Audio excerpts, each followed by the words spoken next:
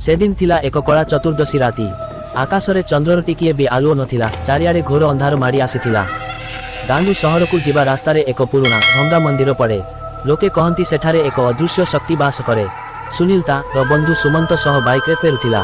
समय प्राय राति गोटाए हेबो। मंदिर पाखरे पहुंचीबा क्षणी सुनील बाइक खराब होईगला। को नहेला सुनील? सुमंत पचारिला। जानी पारुनी, हठात बंद होईगला। सुनील कहिला। दुहे ओलाई बाइक को ठेलिबाकू लागिले। चारिआडे निस्तब्धता, केवल झिंकारीर शब्द।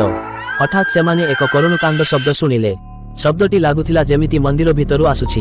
भୟରେ सुमंतर देह शीतेई गला।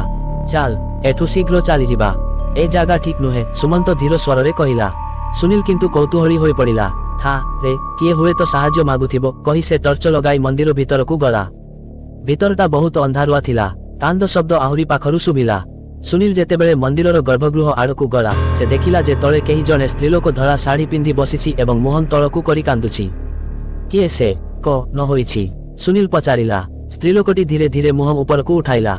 सुनीलर निश्वास अटकी गला। से स्त्रीलोकर आखि जागारे केवल दुईटी गभीर कला गात थिला एवं तार मुहं सुखिला पत्र परि कुंचित होई जाइथिला। तार ओठरे एक भयंकर हस फुटी उठिला। स्त्रीलोकटी फुसफुस करी कहिला, मु अपेक्षा करिथिली तुमकू। सुनील सेठारे आउ गोटिए मुहूर्त भी रहिबाकू चाहिलानी। से चित्कार करी सेठारु दौड़ी पळाइला। बाहरे सुमंत भयरे थरुथिला। सुनील आसी ताकू जाबुड़ी धरिला। सौभाग्यवशतः बाइक आपे आपे स्टार्ट होईगला।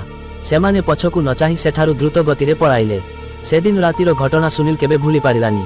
प्रति अंधार रातिरे आखि बंद कले भी से आखिहीन चेहरा और से भयंकर हसता मनरे भरी जाए।